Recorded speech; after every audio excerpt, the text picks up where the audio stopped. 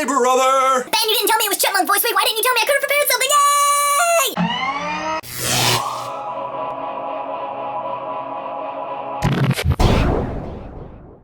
Yay! And I'm tired of chipmunk voice. Alright, Ben, first things first, this doodle thing you had me drawing for like a bazillion hours back in high school is impossible to draw. Sorry if some of you were up all night trying. I found out that it was impossible because actually I took a class in college that was dedicated to solving this exact problem. That is to say, whether or not you could draw a single shape without retracing the lines at any given point. Now, why we were learning that, I have no idea, but I remember being very excited to finally know for certain that that shape is impossible to draw based on the number of intersections and the number of lines that come out of that intersection and blah, blah, blah. You can't do it. But it got me thinking, Ben, why do we doodle? Because it's not something like you just sit down and start doing normally. I mean, not that I haven't, I have before, but it's not like part of my regular schedule. I'm betting you do most of your doodling in class. But not just any class, Ben. Typically when your class is like really, really boring. And I had some doozies in my day, Ben. In fact, it got so bad in my senior year of high school that I actually wrote an entire paper in English about my doodling in other classes. I really liked that paper because I'd actually doodled all over it, and when I handed it in, she was like, George, you can't turn the paper in like this. She called me George because she had a nickname for everyone in the class, and I was George, like George Carlin, ha ha ha ha ha ha ha ha ha. And I was like, no, it has to do with the paper, just read it and you'll see. And then when I got it back, I got a 100 on it, and it said, George, have you figured it out yet? You're a writer.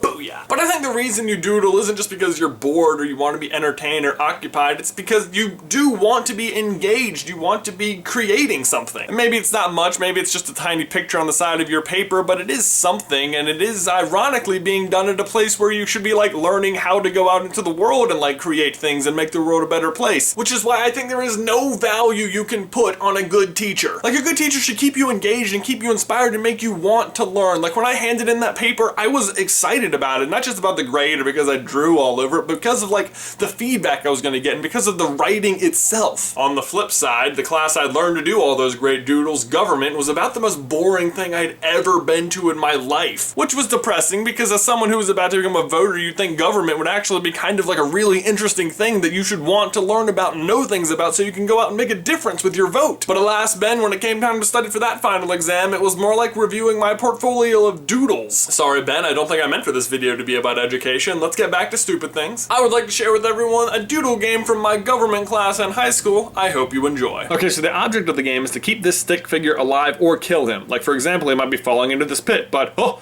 thank God there's a trampoline and he has bounced to safety. What? Well, what's happening?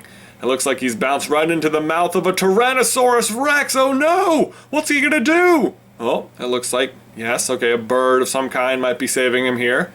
Looks like it. Yes, it's going to be a bird. And he takes him to safety. And the game kind of just continues like that. The point really isn't to win, it's just to see how many different things you can come up with. And it is so much fun. Kills the time. I also learned how to never lose at tic-tac-toe in that class, Ben. You should never lose, but you should sometimes win. So there will be losers. Yeah, that makes sense. So Ben, my question for you and everybody else is, what is the worst class you ever had and how did you pass the time in it? Let me know down in the towel section below, and I will see you in another life, brother.